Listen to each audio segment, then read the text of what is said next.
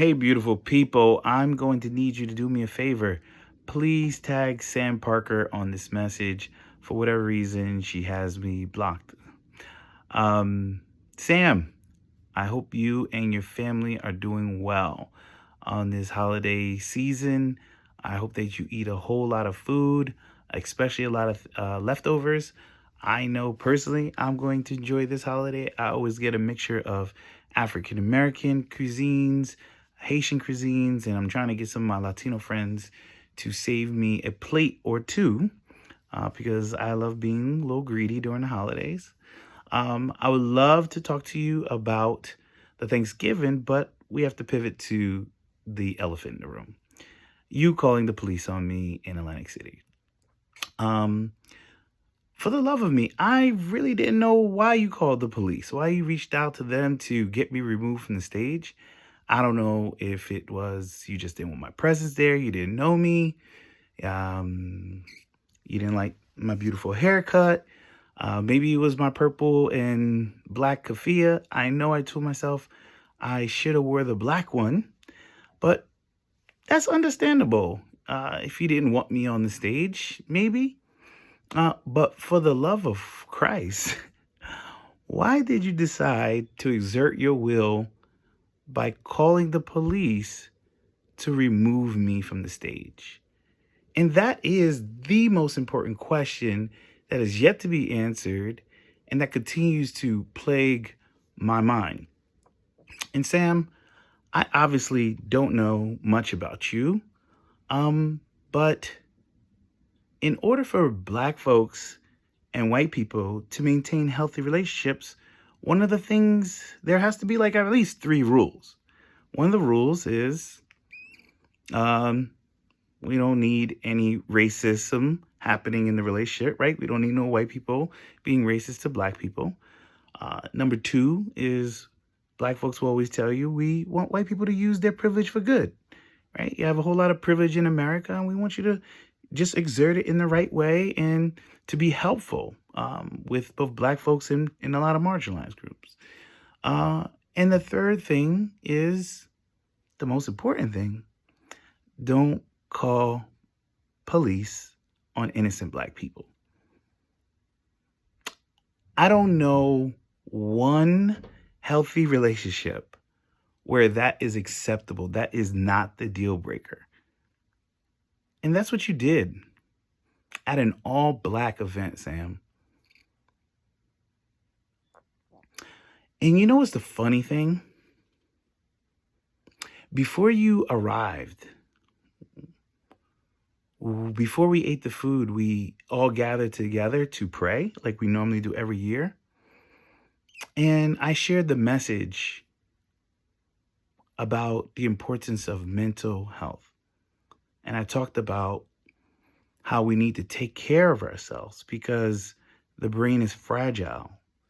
And as black people, we're under a lot of pressure daily in America just because of the color of our skin, let alone any other issues. Um, and one of the things I talked about was every year, I've been going to the league maybe 13 years, and every year I can see people dealing with a lot of pressure and some people even contemplating suicide. And to be vulnerable with the room, I shared my own bouts of depression. I'm a Hurricane Katrina survivor, and it was very hard transitioning back into New Jersey after living there and experiencing Hurricane Katrina take everything from me. I also talked about the importance of my trip recently to Palestine and how that trip changed my life. It also brought me to extreme sadness and also joy at the same time. And I'm being vulnerable with my community because it's important that they understand we cannot have stigmas when it comes to mental health. But the third thing is I wish you were there for is I talked about being falsely arrested by the Elizabeth Police Department and how as a young kid, I think I was maybe 19 years old, they tried to literally destroy me and my friends. But to find out it wasn't just one incident. The FBI was actually called to investigate them and uncovered a group called The Family that were locking up Black and Latinos and planting drugs on them and falsely accusing them with charges. So it's funny that you decide to come to our event and call the police on the man who shared his own personal experience with terrible police. Sam,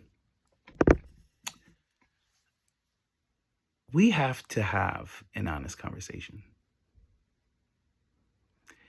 The way you talked down on me before you called the police, the way you were rude and disrespectful,